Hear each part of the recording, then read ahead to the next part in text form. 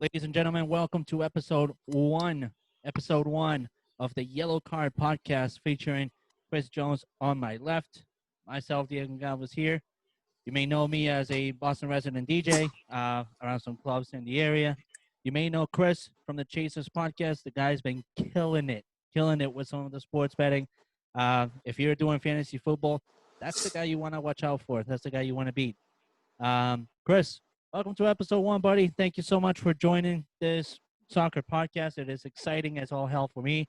I'm a huge soccer fan. I know you are yourself. Yeah. So welcome to episode one, my friend. Thanks for having me. Looking forward to this ride. Let's Thank get you, going. thank you for joining us, and looking forward to making this a big one, So, um, for those of you watching us or listening to us, thank you for following us. Thank you for joining us in this ride. Today we'll be talking about English Premier League as well as La Liga. There's a lot of movement happening in those two leagues. So we are more than excited to cover that up for you and bring you up to speed if you have missed on some of the major announcements that have happened. So, Chris, bring it home, brother. Let's start with the English Premier League. So how do you want to start this off here? You want to go? You want to talk about every single team? You want to talk about like teams that we like? How do you want to go about this? Just talk to me. What are you most excited about with the English Premier League?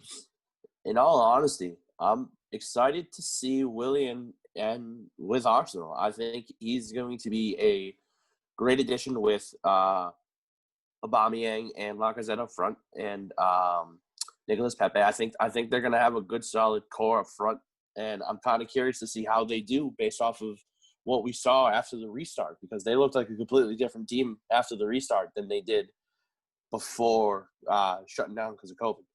So I'm very excited to see how Arsenal looks out of that. Yeah, that's very exciting. I'm also excited to see um, Manchester City and Manchester United finally decided to pull some moves. Manchester United with the latest signing of Donny van de Beek from Ajax. The kid is young and talented as all hell. He really has it all going for him. So joining a very young core such as Paul Pogba, Bruno Fernandes, Daniel James, Marcus Rashford, Mason Greenwood, who also debuted in the national English team. Um, that team can easily be a major force to be reckoned with for the English Premier League. I know Liverpool has also got some moves going out of there. Gigi Wijnaldum looking to join Barcelona. So there's a lot of excitement going on in the English Premier League. And also Wolves just signed a super young talent out of Porto, out of the Portuguese league. And for the past 2 years that kid's been playing, he is fast and he is hungry. That kid is hungry as all hell. I think one of the teams that you're going to look at that's going to be looking like a completely different team is definitely going to be Chelsea, because they've been signing these big name guys left and right, and not for nothing, their starting 11 is going to be unreal next year. Like, coming in on Saturday, that front is going to be unreal. You added Timo Werner, you added Hakeem Ziyech, you got Kai Havertz going up with already Christian Pulisic, who's a very good, talented young winger. And then on the back end, in the backs, you signed Thiago Silva, who is a very, very, very good center back. And then you get Ben Chilwell from Leicester. I think if we're talking about right now who's won the transfers, I would say it would be Chelsea, because they've brought in what they needed, and they brought in talent that I think can help them take it to the next level. And I could honestly see them finishing in the top two this year. Oh, yeah, there's no doubt for me. So there's also the relegation part of things. Leeds United, after almost 12, 14 years of not being in the English Premier League. I think it's been since 04, if Yeah, I remember correctly. yeah. So it's been some time. Marcelo Bielsa, he was a coach for the Argentine international team. He was wonderful with that team. I mean, he brought in big names, uh, names from the past like Riquelme, Verona. I mean, there's all these guys that just took off with their careers thanks to Marcelo Bielsa. And so him being in Leeds United really opens the door for those guys to take it from here and make something out of it. So in your opinion, coming into the English Premier League, yeah, there's a lot of great games going on, but how do you picture the table looking in the end? I don't see Liverpool repeating, unfortunately, this year. I see at the top of it right now. I'd have to go. It's a toss up between one of the Manchesters. I don't know if I want to go City or United because I think they're gonna go. Whoever's one of them is gonna go one, and then you're gonna put Chelsea 2, and then the other Manchester's gonna go 3, and Liverpool's gonna fall out at 4. I think. I think Leicester got a lot worse. I think they're not going to be that same team. I don't think they'll get relegated though, but they're not going to be that same team. And in all honesty, I think Tottenham's taken a step back as well. They've lost a lot of people, and they really haven't brought anybody in. I think they've brought in Matt Doherty from Wolves and Hojbjerg from Southampton. That's not going to help them, and they keep losing more and more people.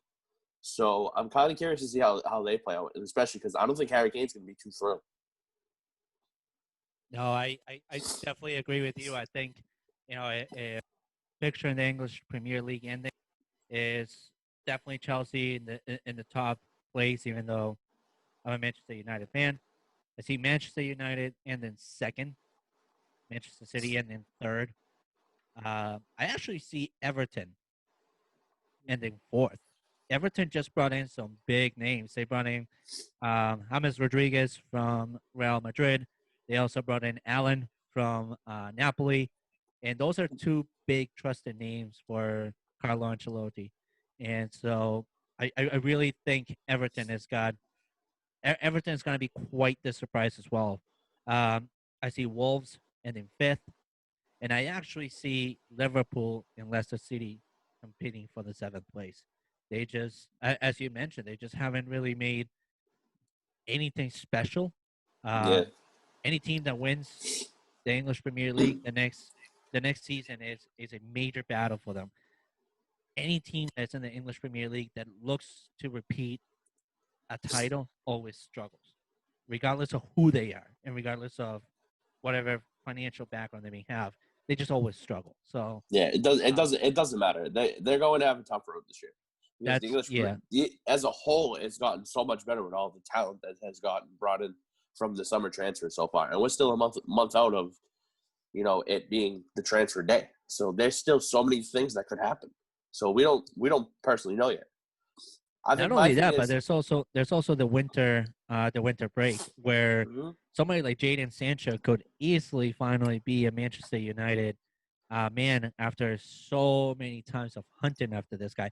I personally don't think it's a good idea. It's a lot of money being splashed. I don't think you're gonna do it. But I don't think United is gonna do it. I just don't see it really.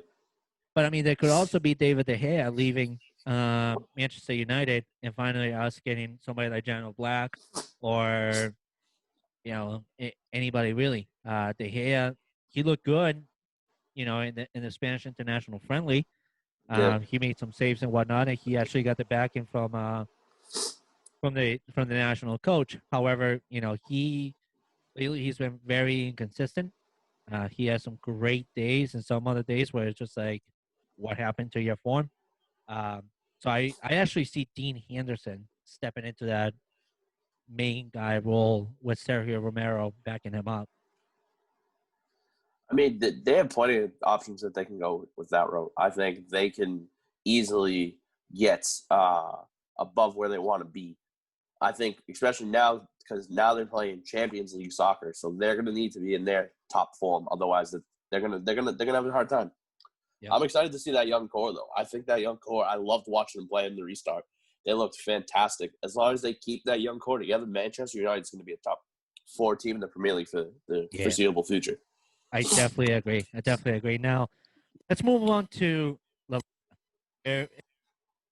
More drama in La Liga than the previous MTV show that everybody in America was dying for, which was Jersey Shore. You look at a team like Real Madrid, who is supposed to have, crap loads of money, just intense amount of money, and they haven't really done any moves at all. They've been very quiet, even adding the fact that they still need an actual manager. Because Zinedine Zidane, he had a great first trial, but he's kind of choked after that. Um, you look at a team like Barcelona, which has been at the top of all drama. Then you look at a team like Atletico Madrid, Villarreal, Valencia, and all these guys, and you just wonder what the hell is going on in the Spanish league. It just seems like the desire for talent just dropped to an all-time low. Yeah, Except for I just Barcelona, obviously, who's looking to rebuild. yeah, no, I agree with you that, and I feel like the majority of players nowadays, when they're like, okay, I want to go to the Spanish, I want to go to La Liga, they think either Barcelona, they think Real Madrid, or they think Atletico Madrid. They don't think about the smaller teams. So I think that's a big part of it, because at the same time you're looking at it and it's just like, I don't know. There's just no big draw, because when La Liga had Ronaldo and Messi, it was such a big draw. Everybody wanted to play there.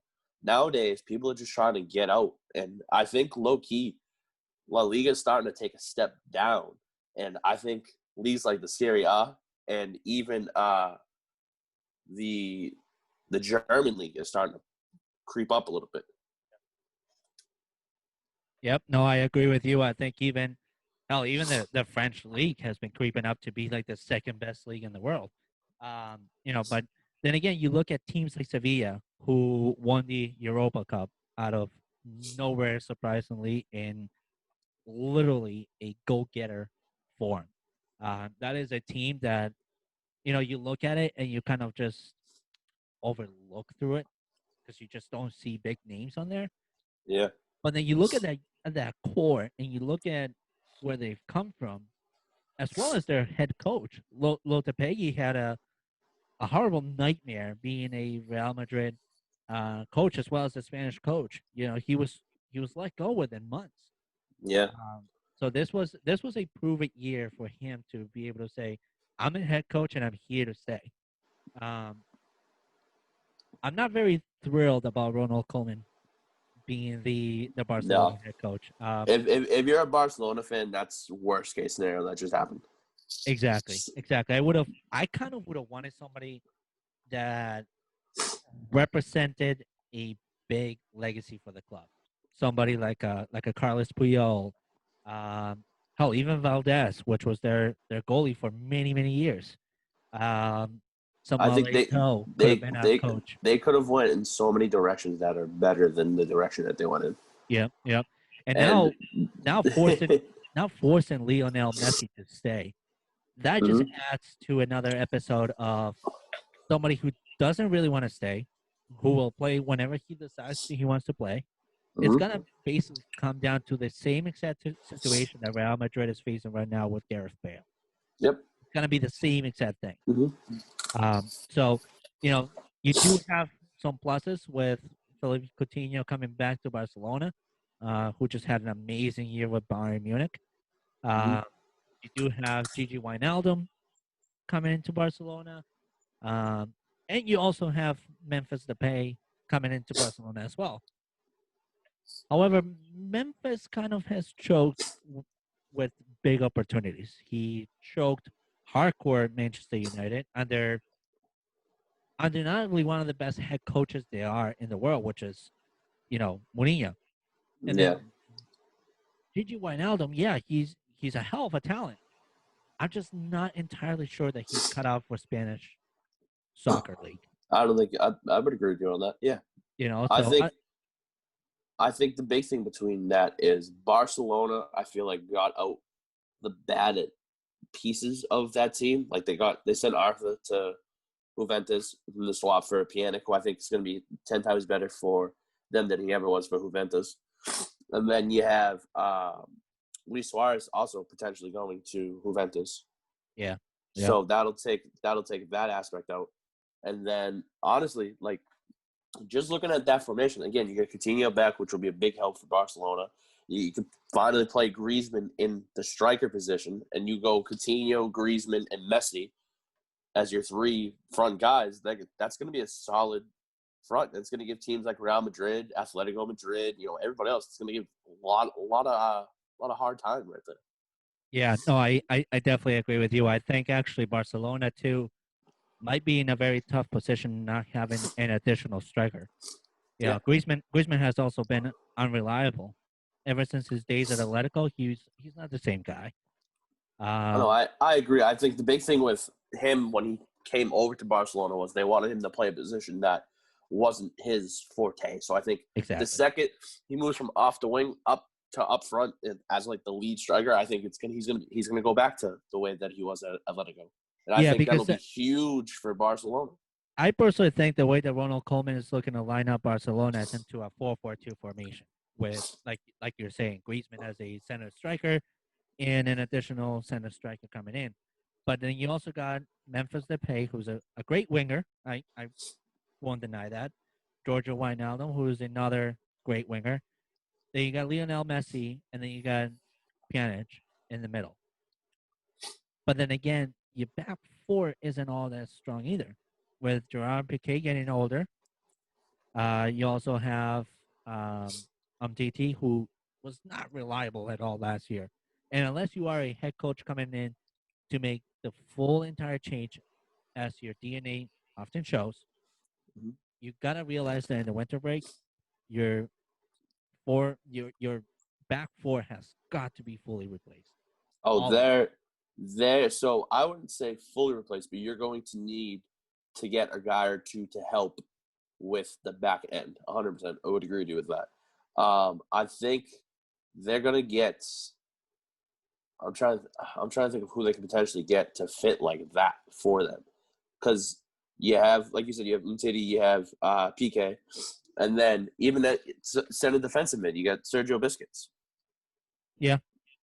So it's there's so many pieces that could go right for that team. There's so many pieces that could go wrong for that team. It all depends on Koeman's style. It all depends on what he wants to do with them. Once they figure it out and once they start playing a couple games, that's when we'll start to see where the pieces are going to start to crumble with them. Yeah. No, I just hope this whole entire nightmare for Barcelona is over. They pretty much had it all last year, except for true leadership and somebody like Bartomeu, who should not be president of Barcelona, regardless of what anybody thinks. Yeah. And also too, I think with the whole Messi situation, I think it's going to turn a lot of people off of wanting to come to Barcelona. Yep. So I think that in hindsight is going to be better for teams like Real Madrid or Atletico Madrid. Even Sevilla, to be honest, I think they got a lot better too. They're adding Sevilla guys. had a massive buildup. Yeah. They're adding guys that are going to help contend for a top 4 spot in this league, and I think that they're going to get it this year. Exactly. No, I totally agree with you on that. Hell, I would even think that the next fallout is definitely Real Madrid soon to happen. I mean, they already have a fallout happening. They've had it for 3 years straight. Maybe it isn't as brought up to daylight because we already know the type of person Gareth Bale can be. So we kind of have moved past it. But then again, you have people like James Rodriguez, who has been able to prove himself oftentimes. He proved himself at Bayern Munich when he was there. He proved himself back when he came to Real Madrid. Mm-hmm. And now he's going back to prove himself at Everton. It just all depends on your type of management, personally. It depends on the situation that you're in, because some guys strive in X, Y, and Z, and the other guy strives in A, B, and C. There's so many different aspects that go into it, so you kind of have to think of it in that aspect. And also, too, with Real Madrid, I think if they want to have a better year this year, they're going to need Eden Hazard to have a much better year, because even he said so himself. He goes, that is not the type of season I want to have. Because I know I can do better, and I want to do better. And Real Madrid should probably look at forwards from either the Italian league or from the German league. They should be making a splash for somebody like Robert Lewandowski to come to Real Madrid.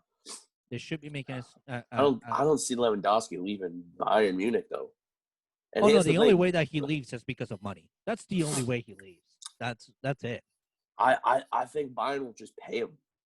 I think Bayern will pay him whatever he wants because he's done so much for them, and I just don't see Lewandowski leaving them because of that, unfortunately. Also, I mean, they're going to be very tough this year. yeah. So you lose Coutinho, but you fill him in with Leroy Sané.